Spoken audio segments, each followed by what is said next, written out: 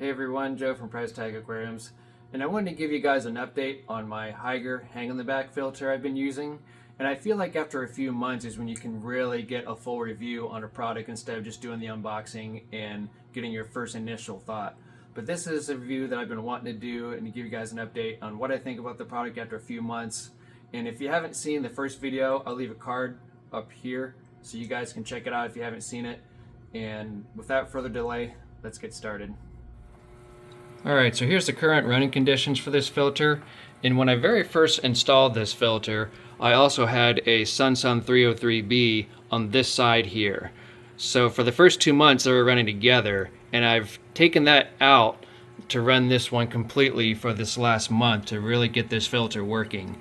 And since then the flow has gone down a little bit, so that probably means I need to change the cartridge filters in here. And I'm probably going to remove some of these bio balls because there's just too many in there, so I'm going to remove those. And then also I'm going to be doing the maintenance on the pre-sponge filter on the intake tube. So between these few things, I'm going to see if that will improve everything, because I noticed that it was a little bit noisier, so that's probably due to the restriction of the flow and the filters that need to change. So let's go ahead and do that. So I actually took out all the bio balls that was sitting on top of the filter, just so I could give them a good thorough rinse as well. And taking out each cartridge filter was a breeze. I mean, there was nothing that was stuck, everything slid out the way it should. And even taking this off and taking the tube off was really easy, and taking the pre-sponge filter off was no problem.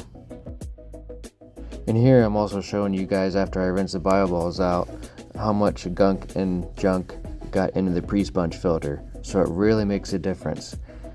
And even to my surprise, that sponge filter in one of the cartridges wasn't too bad, and that carbon's probably exhausted, so I was going to replace that.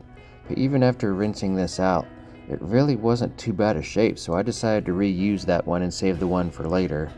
And then I just rinsed out the new one that had the carbon in it.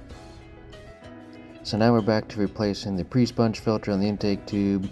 We're putting the sponge filter cartridge back in, as well as the carbon infused cartridge as well. And everything went in really well. Then I put on the top, and then as you can see, really nice flow, back to normal. And the flow is relatively quiet still going back into the tank.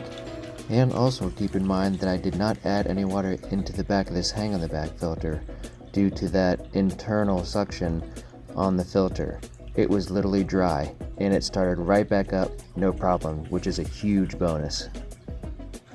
But all is well ends well. Filter maintenance complete, and everything is working as it should. Time to put the cap back on and call it a day.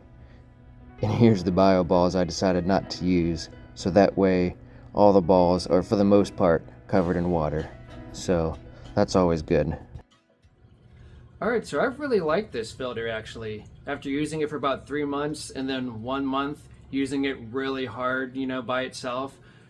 With that pre-sponge filter on the intake tube, it really makes such a big difference and really extends the life of doing maintenance on these filters. I would highly recommend doing that to any intake tube, because this filter didn't look too bad whenever I took it out and rinsed it out and that sort of thing. But overall, I'm still going to keep using this. I'm actually pretty impressed with this, and I think next time I'm going to do a part 3, and I'm going to actually remove all the media from this filter and replace it with my own media, and then do a follow-up on that and see how it goes.